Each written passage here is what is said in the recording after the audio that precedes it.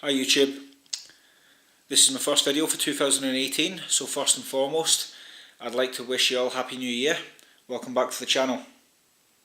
Right, today I'm going to be talking about my Specialized Allez. This is a 20,000 mile review. It's just past 20,000 miles, I've got about 20,100 miles on this frame now. So I thought it was a good time to make a catch-up video. There is already a video on the channel from about 2 years ago. So this will just be detailing the changes that have happened to the bike in between. First and foremost, you'll notice the fork has changed.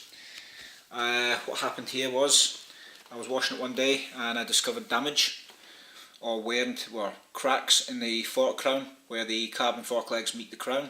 They were starting to delaminate. Quite lucky I picked it up. So the fork had to be changed. Now I had two options. I could have took the frame back under warranty and probably got a frame set from Specialized, or foot the bill and fit a fork myself. I opted for the latter due to the fact that I actually, for personal reasons, I wanted to keep the frame. Say the frame's coming up for 8 years old now, it's 7.5 years old, and I like it, so just decided to keep it. Also had a friend who was selling a second-hand fork from an Allez, similar model. Later year but similar model, and that fitted straight in there after I swapped over the crown race and the bearings. Similar amount of steer sticking at the top as well, which was a bonus. Haven't got around to painting it yet. I think I will in the future. I'll paint it red so it matches the frame. A lot of things have changed on this since the last video. I've changed the shifters. From the last video I had Shimano 2300s. I've now got, still sticking with the entry-level grip set, entry-level components, sorry. I've got Shimano Claris. Just try and get that to focus, even though it will be upside down. They are an upgrade from the 2300 due to the fact we've got proper downshifters there and not the thumb shifters. I didn't actually like those. So these are the same design as you find on later models. Compared to the Shimano 105 and Ultegras, they are a little clunkier, but they work perfectly fine. A penalty for going for bottom end components is usually aesthetics. As you can see, I don't have the internal cables through the bar tape, so I have to make do with these, but for the price I can't complain. This is just a commuter training bike, pretty much a winter trainer. So this doesn't bother me too much. We'll stick with the handlebars. I did have Lizard Skins DSP 3.2 tape in the last video. I've changed that out to the Specialized Roubaix Pro felt tape with the optional gel pads underneath. That's a much better upgrade. I didn't like the Lizard Skins I mentioned in the last video. It was starting to wear out and lose a lot of its soft feel. These haven't. These have been perfectly durable over the last few thousand miles. Brilliant in the rain, brilliant in the cold.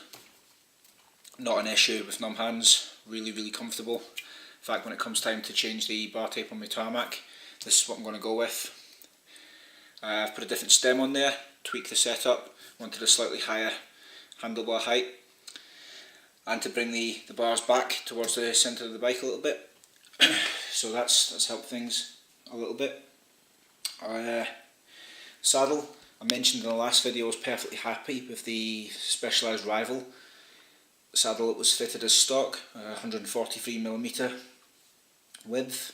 However, the plastic synthetic leather coating had actually cracked and split down the centre, so I had to change it. I couldn't find the same model saddle anywhere on sale, so after trial and error of a couple of saddles I settled on this, the Charge Spoon. It's not the comfiest saddle in the world, but it works fine.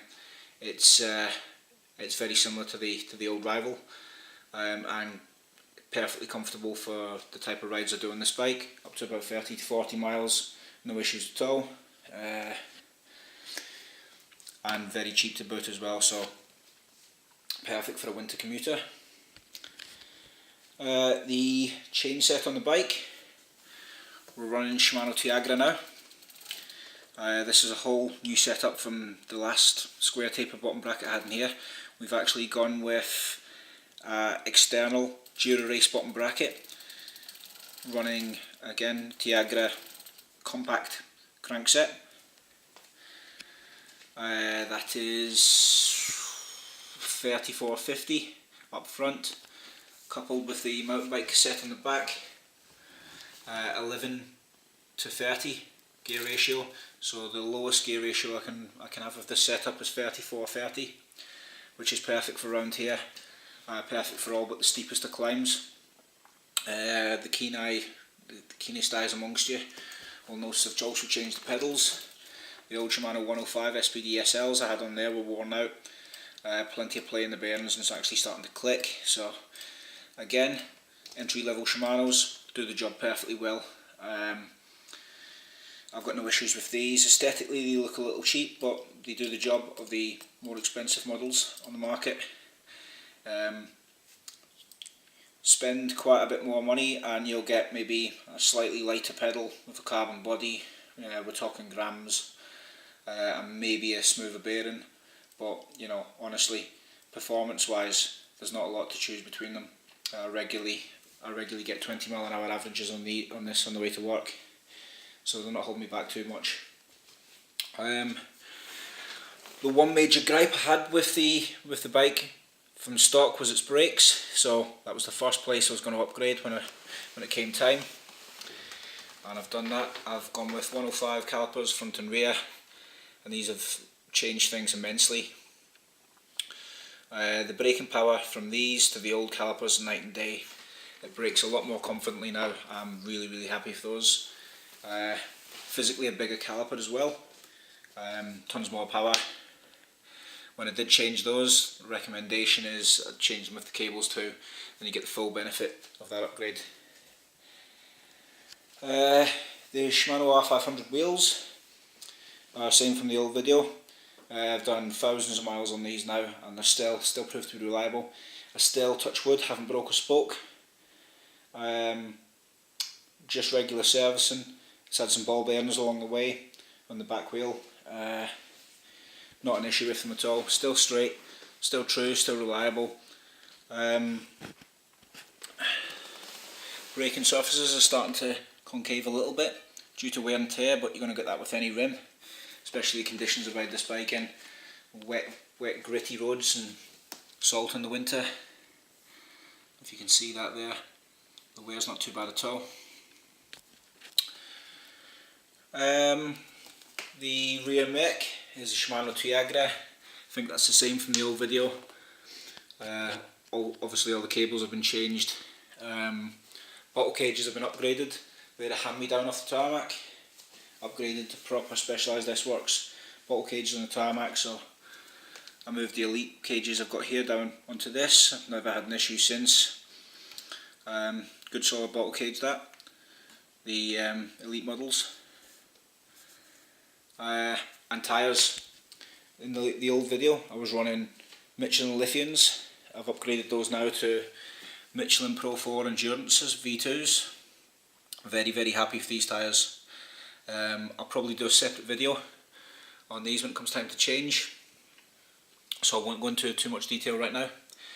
But a solid upgrade over the Lithiums, obviously more expensive, but you get what you pay for in terms of tyres. And I'd recommend these all day. Frame itself is weathering. There's a couple of little nicks and scratches on it, especially down here. Overall though, it's pretty robust and standing up to the elements quite well. I look after it, try not to scratch it too much. There is cable rub issues here, which you're gonna get unless you're religious about frame rub protection kits and the like, but it's causing no structural issues. So you can see there and there again, just little scratches in the paint, nothing too serious. All in all, for nearly an 8-year-old bike, she's in pretty good nick.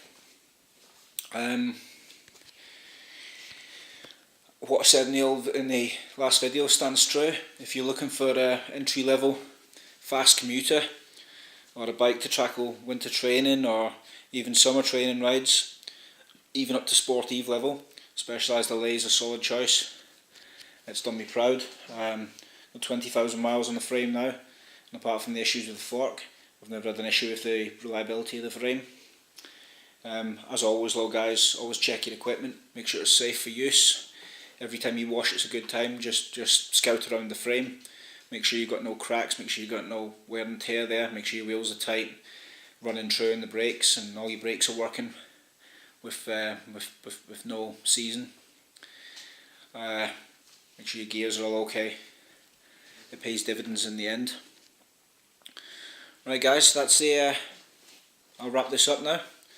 Any questions, leave them in the comments. I'll answer them as soon as I can. I always try and answer every question. And thanks for your time, thanks for watching.